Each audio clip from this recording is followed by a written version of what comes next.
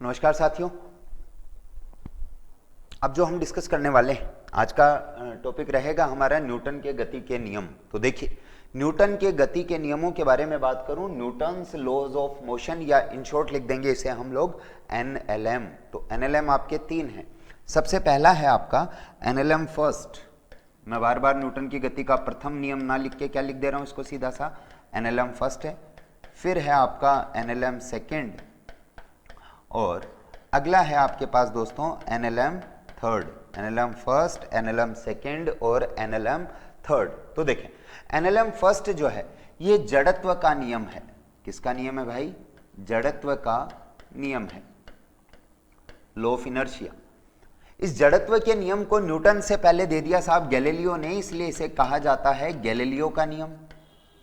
Galileo वही हैं जिन्होंने दूरदर्शी का आविष्कार किया था। ठीक है, ध्यान रखेंगे ये बात। इसके बाद न्यूटन की गति का जो द्वितीय नियम है यह है आपका बल संवेग नियम, फोर्स मोमेंटम लॉ, बल संवेग नियम। इसके बाद अगला है प्यारे बच्चों आपका क्रिया प्रतिक्रिया नियम, एक्शन रिएक्शन, क्रिया प्रतिक्रिया नियम। तो देखिएगा, सबसे पहले तो आपका यहां से जो क्वेश्चन बन जाएगा, क्वेश्चन क्या बनेगा आपसे इस तरह से पूछ लेता है कि किस नियम से आपको बल की दिशा की जानकारी होती है, किस नियम से बल की परिभाषा हमें प्राप्त होती है, किस नियम से हमें बल का सूत्र माने परिमाण प्राप्त होता है। तो ध्यान दीजिएगा, जो आपका न्यूटन की गति का प्रथम नियम है इससे आपको प्राप्त होती है बल की परिभाषा। इसके बाद अगला नियम है आपका बल संवेग नियम। इस नियम से हमें जानकारी होती है दोस्तों बल का परिमाण, माने उसका जो सूत्र होता है F बराबर ma। तो इस F बराबर ma की जानकारी होगी हमें बल संवेग नियम से। इसके बाद तीसरा नियम है आपका क्रिया प्रतिक्रिया नियम, जिसके द्वारा हमें बल की दिशा की जानकारी होती है। तो प्लीज ध्यान दीजिएगा, आपके पास यहां पर तीन नियम है, एनएलएम फर्स्ट, एनएलएम सेकंड और एनएलएम थर्ड। और मैं आपको बता दूं, ये यहां पर जो भी बात मैंने लिखी है बल की परिभाषा, परिमाण और दिशा से संबंधित जानकारी की, यहां से डेफिनेटली आपसे जो है क्वेश्चन पूछा जाएगा। अब चलिए सबसे पहले बात करते हैं एनएलएम फर्स्ट जड़त्व के नियम के बारे में। लेकिन जड़त्व आपको तब समझ में आएगा जब आपको जानकारी हो दोस्तों किसकी?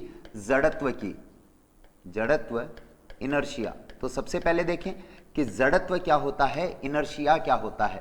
तो देखिएगा, जड़त्व के बारे में बात करें कि जड़त्व क्या चीज है। तो देखें, जड़त्व किसी पदार्थ का वह गुण है। देखो, आप नियम बताते हो, जब भी मैं बच्चों से अक्सर क्लास में पूछता हूं कि बताइए भैया जड़त्व क्या है, तो वो कहते हैं कि साहब यदि कोई वस्तु स्थिर है तो स्थिर रहेगी, गतिशील है तो गतिशील रहेगी। अरे भाई, ये तो नियम है, ये थोड़े जड़त्व है। अब देखिए जड़त्व क्या चीज है, तो जड़त्व के बारे में समझिएगा, जड़त्व होता क्या है। तो ध्यान देवें, जड़त्व किसी पदार्थ का वह गुण है, जड़त्व किसी पदार्थ का वह गुण है जिसके कारण वह अपनी स्थिति में परिवर्तन का विरोध करता है। वह अपनी स्थिति में परिवर्तन का विरोध करता है। अरे, अपनी स्थिति में परिवर्तन का विरोध करता है, इससे तात्पर्य क्या है? तो प्लीज समझिएगा, पहले तो मैंने आपको बता दिया है जड़त्व के बारे में कि जड़त्व क्या है। तो जड़त्व के बारे में मैंने बताया कि ये किसी पदार्थ का वह गुण है जिसके कारण वह अपनी स्थिति में परिवर्तन का विरोध करता है। जैसे सुनिएगा, ये अभी मेरे पास जो रिमोट है, मैं अब इसको अगर ऊपर उठाना चाह रहा हूं तो देखो मेरे को इस पर बल लगाना पड़ रहा है। क्यों लगाना पड़ रहा है दोस्तों? क्योंकि इसका कुछ ना कुछ जड़त्व है। अगर इसी की जगह ज्यादा भारी वस्तु हो तो उसको उठाने में मेरे को और ज्यादा बल लगाना पड़ेगा। सेम बात है, जैसे मेरे सामने दो बच्चे हैं, एक बच्चे का जो भार है वो है 60 किलोग्राम और एक बच्चे का भार है 90 किलोग्राम। अब मैंने बोला दोनों को कि भैया जाओ वो सामान लेके आना जरा, तो 60 किलोग्राम वाला तो फटाक से उठ के चला जाएगा, लेकिन 90 किलोग्राम वाला बच्चा बोले सर मेरे को भेजोगे क्या? क्यों? उसका द्रव्यमान ज्यादा है। द्रव्यमान ज्यादा है, इसका मतलब वो अपनी स्थिति मतलब उठने में ज्यादा विरोध करेगा। ठीक है, तो सीधी सी बात है, ध्यान दीजिएगा, क्या कह सकते हैं हम लोग? जड़त्व द्रव्यमान पर निर्भर करता है। जड़त्व द्रव्यमान पर निर्भर करता है। जड़त्व द्रव्यमान पर निर्भर करता है से मेरा तात्पर्य क्या है कि यदि किसी वस्तु का द्रव्यमान ज्यादा है तो उसका जड़त्व भी क्या होगा, ज्यादा होगा। दैट मीन्स ध्यान दीजिएगा, अगर द्रव्यमान ज्यादा होगा तो ऑब्वियस सी बात है बच्चों कि उसका जड़त्व भी ज्यादा होगा, लेकिन अगर द्रव्यमान कम होगा तो उसका जड़त्व भी क्या होगा दोस्तों, कम रहेगा। तो प्लीज बात को ध्यान दीजिएगा, जड़त्व जो है ये द्रव्यमान पर निर्भर करता है। चलिए इसी के अंदर हम लोग आगे बात करें कि नेक्स्ट हम लोग क्या कह सकते हैं, तो जो जड़त्व है ये तो डिपेंड कर रहा है आपके द्रव्यमान पर कि भाई द्रव्यमान ज्यादा तो जड़त्व ज्यादा, द्रव्यमान कम तो जड़त्व भी कम। अब ये जो जड़त्व है इसके भी प्रकार हैं, तो जड़त्व के प्रकार देखिएगा। जड़त्व के प्रकार के बारे में बात करूं कि जड़त्व कितने प्रकार का होता है, तो प्लीज समझिएगा। सबसे पहले होता है आपका स्थिर अवस्था का जड़त्व, स्थिर अवस्था का जड़त्व। दूसरा होता है आपका गतिशील अवस्था का जड़त्व, और नेक्स्ट हो जाएगा आपका दिशात्मक जड़त्व, गतिशील अवस्था का जड़त्व, और अगला हो जाएगा आपका दोस्तों दिशात्मक जड़त्व।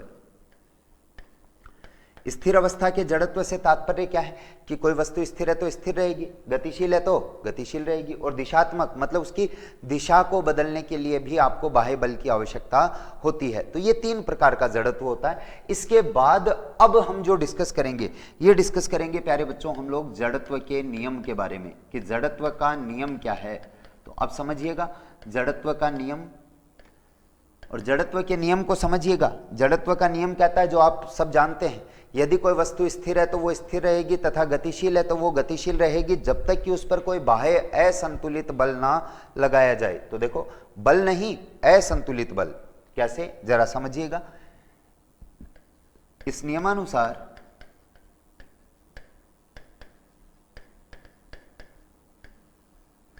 यदि कोई वस्तु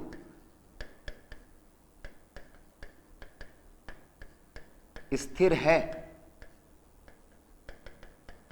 तो वह स्थिर ही रहेगी तथा यदि कोई वस्तु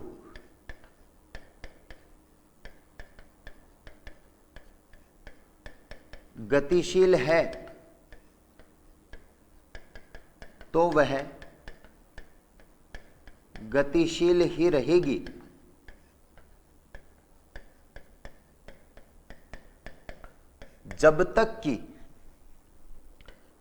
जब तक कि उस पर कोई बाह्य बल ना लगाया जाए।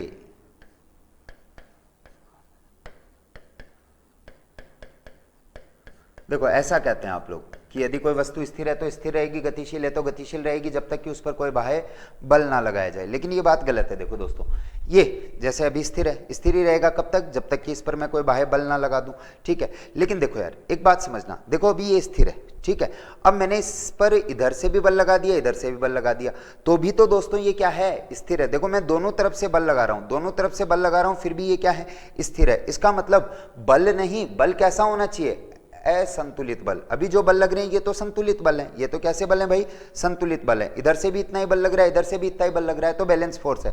जैसे 5 आदमी मुझे इधर खींचे, 5 आदमी इधर खींचे, तो मैं कहीं नहीं जाऊंगा, ठीक है, मैं यहीं रह जाऊंगा, क्योंकि मेरे पर जो बल लग रहे हैं वो परिमाण में समान और दिशा में विपरीत है, मतलब संतुलित है। तो बल कैसा होना चाहिए दोस्तों, असंतुलित। तो अंडरलाइन कर लेंगे इस बात को, क्या कि इस नियमानुसार यदि कोई वस्तु स्थिर है तो वो स्थिर रहेगी, जबकि यदि कोई वस्तु गतिशील है तो वो गतिशील रहेगी जब तक कि उस पर कोई बाह्य असंतुलित बल ना लगाया जाए। तो एक तरह से ये बल की तो परिभाषा है, धक्का देना, खींचना, ठीक है। तो जड़त्व के नियम से आपको जानकारी हो जाती है दोस्तों बल की परिभाषा की। अब देखिएगा इससे रिलेटेड कई सारे आपके एग्जाम्पल्स हैं, तो देखो एग्जाम्पल क्या क्या हो जाएंगे। जैसे एक स्थिर बस है, उसमें एक व्यक्ति बैठा है, ठीक है। तो जैसे ही बस अचानक चल पड़ती है तो व्यक्ति को झटका किधर लगता है? तो देखिए सीधी सी बात है, बस है, स्थिर है, उसमें बैठा व्यक्ति भी क्या रहेगा? स्थिर।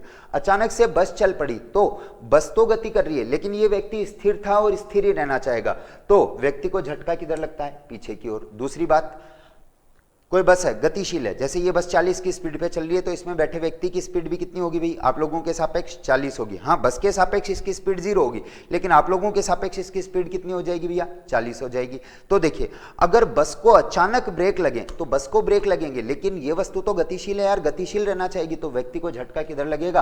आगे। तो एग्जाम्पल्स देखते जाइएगा। स्थिर बस के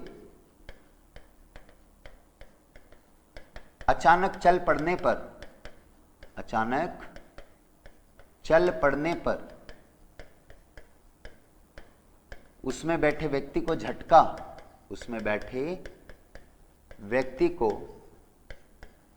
झटका, किस ओर लगेगा दोस्तों? पीछे की ओर। झटका पीछे की ओर लगना।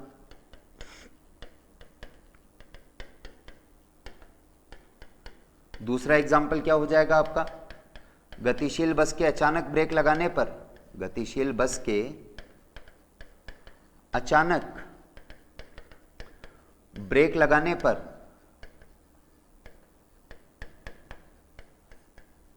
व्यक्ति को झटका आगे की ओर लगना, व्यक्ति को झटका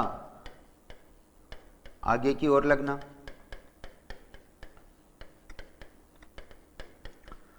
दोनों बातें क्लियर होंगी शायद। अब आगे देखिएगा, नेक्स्ट एग्जाम्पल की बात करूं तो नेक्स्ट एग्जाम्पल देखिएगा, आगे हम लोग क्या कह सकते हैं। देखो दोस्तों, दो एग्जाम्पल हो गए। तीसरा, जैसे कोई कपड़ा है, उस कपड़े में कई दिनों से पड़ा था, धूल मिट्टी के कण आ गए उसके अंदर, तो अब उस कपड़े को जैसे ही आप झटकाते हैं तो उससे धूल मिट्टी के कण अलग हो जाते हैं। या कोई कंबल है तो उसको डंडे से पीटो, डंडे से पीटोगे तो भी धूल मिट्टी के कणों का अलग होना। तो कंबल को डंडे से पीटने पर, कंबल को डंडे से पीटने पर धूल कणों का अलग होना, धूल कणों का अलग होना। और एक क्या एग्जाम्पल हो जाएगा? जैसे कोई पेड़ है, उसकी शाखा को अगर आपने हिला दिया है तो फल तथा पत्तियों का नीचे गिरना। तो सीधी सी बात है, पेड़ को हिलाने पर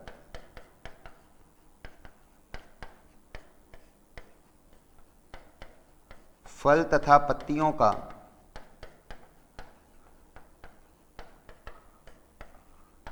नीचे गिरना, यह भी जड़त्व का ही एग्जाम्पल है। इसी जड़त्व के और एग्जाम्पल की बात करूं दोस्तों, में देख लिए होंगे अभी तक आपने 4 एग्जाम्पल। इसके बाद जैसे अगले एग्जाम्पल की मैं बात करूं, अगला एग्जाम्पल देखिएगा, नेक्स्ट एग्जाम्पल जो हो जाएगा आपका वो देखें। नेक्स्ट एग्जाम्पल देखिएगा प्लीज। अगला एग्जाम्पल हम लोग क्या कह सकते हैं? देखो, कोई घुड़सवार है यार, है ना, तो घुड़सवार घोड़े पर बैठा है, अचानक से घोड़ा चलेगा, अचानक से घोड़ा चलेगा तो व्यक्ति को झटका पीछे की ओर लगना। तो घोड़े के अचानक चल पड़ने पर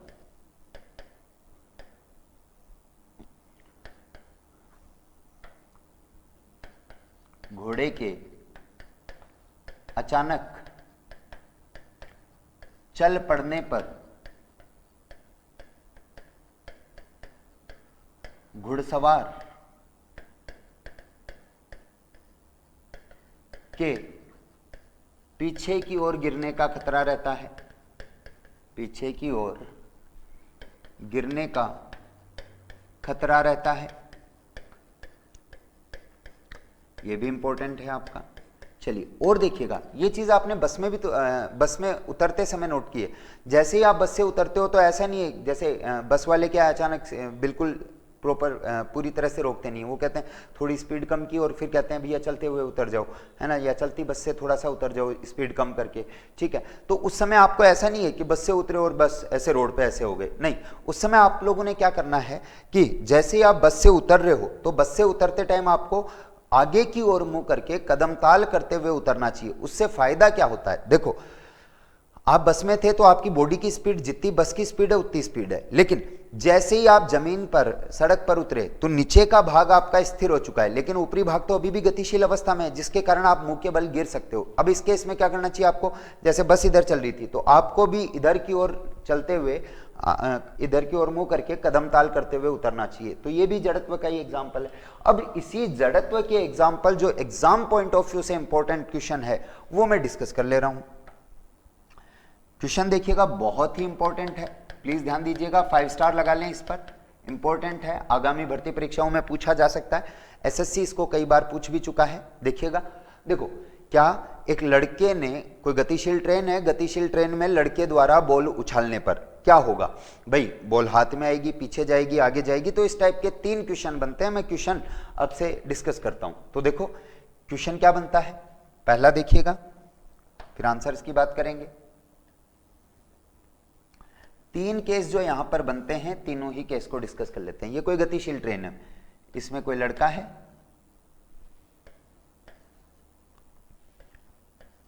और गतिशील ट्रेन में लड़के ने बॉल को ऊपर उछाल दिया। ये लीजिए, ये भाई 3 केस बनेंगे, है ना। अब तीनों केस की लैंग्वेज क्या आएगी वो देखिएगा प्लीज। गतिशील ट्रेन में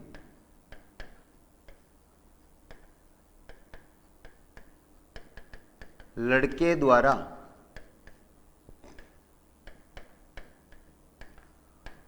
बॉल उछालने पर क्या स्थिति बनेगी। अगला केस देखिएगा,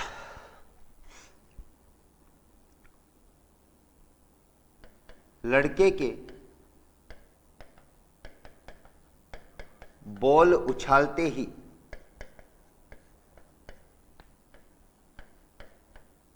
अचानक स्पीड बढ़ा देने पर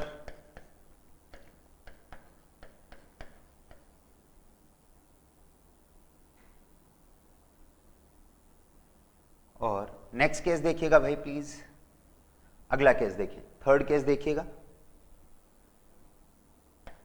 लड़के के बॉल उछालते ही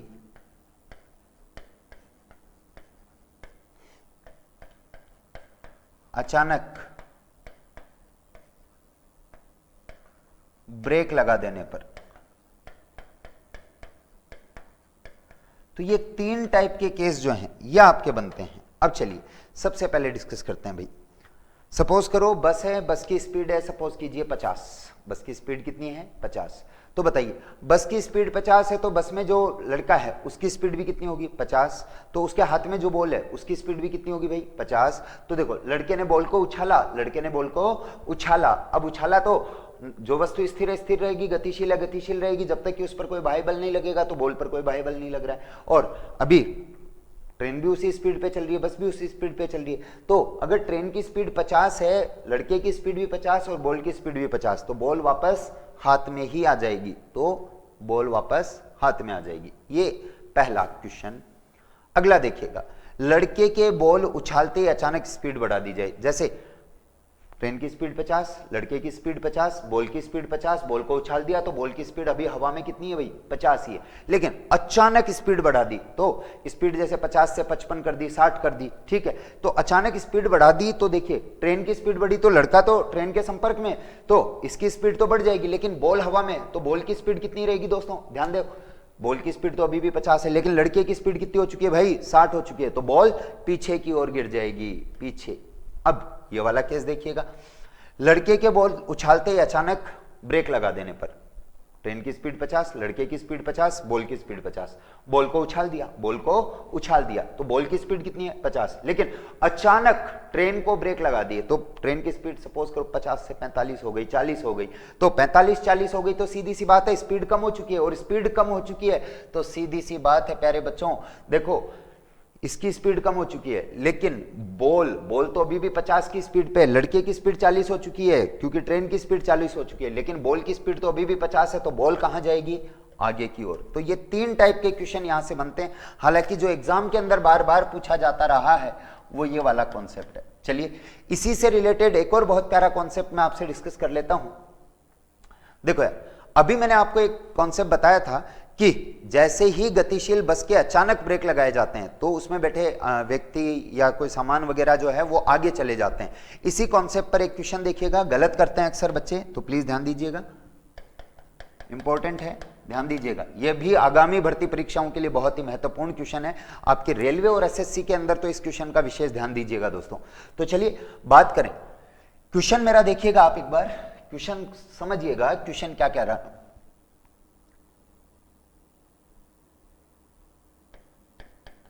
गतिशील बस में एक लड़के के हाथ में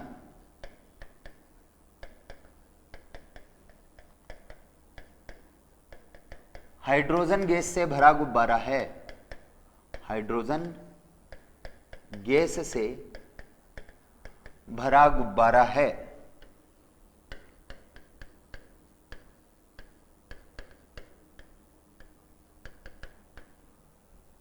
अचानक बस को ब्रेक लगा देने पर, बस को ब्रेक लगाने पर या अचानक बस के ब्रेक लगाने पर क्या होगा। अचानक जो बस है उसके ब्रेक लगा दिए तो क्या होगा। ऑप्शन सुनिएगा, गुब्बारा आगे की ओर,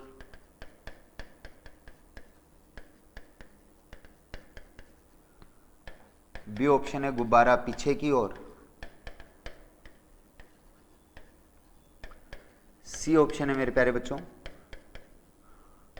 गुब्बारा वहीं रहेगा,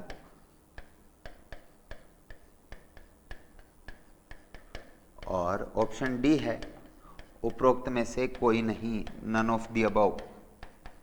चलिए ये बातें हैं, तो चलिए बताइए मेरे को, गुब्बारा आगे की ओर, गुब्बारा पीछे की ओर, गुब्बारा वहीं रहेगा या नन ऑफ द अबव।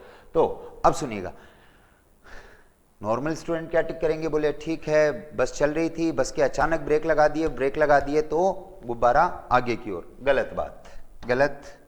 कारण देखिएगा क्यों, कौन सा, हाइड्रोजन गैस का गुब्बारा है, प्लीज ध्यान दीजिएगा, हाइड्रोजन गैस से भरा गुब्बारा है। ये आपकी सपोज कीजिए बस, ठीक है, ये कोई लड़का है, लड़के ने ये हाइड्रोजन गैस से भरा गुब्बारा जो है ये बस में पकड़ रखा था, बस इधर जा रही थी, अचानक से बस के ब्रेक लगा दिए साहब, अचानक से बस के क्या लगा दिए, ब्रेक। तो बस में जितनी भी गैसें हैं वो तो कहां चली जाएंगी साहब, आगे की ओर चली जाएंगी। तो गैसें तो सारी आगे चली जाएंगी, लेकिन आप जानते हैं जैसे धारा का प्रवाह उच्च स्तर से निम्न स्तर की ओर, जैसे जल का प्रवाह उच्च स्तर से निम्न स्तर की ओर, वैसे ही गैसों का प्रवाह उच्च वायुदाब से निम्न वायुदाब की ओर। तो गैसें सारी इधर जा चुकी हैं, तो यहां पर वायु का दाब हो चुका है प्यारे बच्चों ज्यादा, जबकि इधर वायु का दाब रहेगा दोस्तों कम, और यहां वायु का दाब कम हो चुका है। इसका मतलब हाइड्रोजन गैस का गुब्बारा उच्च वायुदाब से निम्न वायुदाब की ओर जाएगा। तो ये जो गुब्बारा है ये किस ओर जाएगा दोस्तों, पीछे की ओर जाएगा। समझ रहे हो बात, इस तरह से ये वाला केस बनेगा, प्लीज ध्यान दीजिएगा। ये जो गुब्बारा है ये किस ओर चला जाएगा, आपका पीछे की ओर चला जाएगा। तो प्लीज ध्यान दीजिएगा, क्या कह सकता हूं यहां पर मैं, ये सपोज कीजिए ये जो गुब्बारा है ये यहां आ जाएगा और पीछे की ओर। तो सीधी सी बात है, आंसर आप क्या टिक कर देंगे इस क्वेश्चन का, गुब्बारा पीछे की ओर जो है ये चला जाएगा। तो ये था हमारा एनएलएम फर्स्ट। नेक्स्ट सेशन में दोस्तों हम लोग डिस्कस करेंगे NLM second and NLM third. धन्यवाद। कोशिश कीजिए सेशन को पूरी ईमानदारी के साथ आप पढ़ें, आपके साथ साथ आप नोट्स बनाएं। मैं डेफिनेटली आपसे कह रहा हूं पढ़ाए हुए के बाहर कुछ नहीं जाएगा, मतलब कुछ भी नहीं जाएगा। और जब भी आप नोट्स बना रहे हो तो अपनी खुद की हैंडराइटिंग में बनाएं, ठीक है।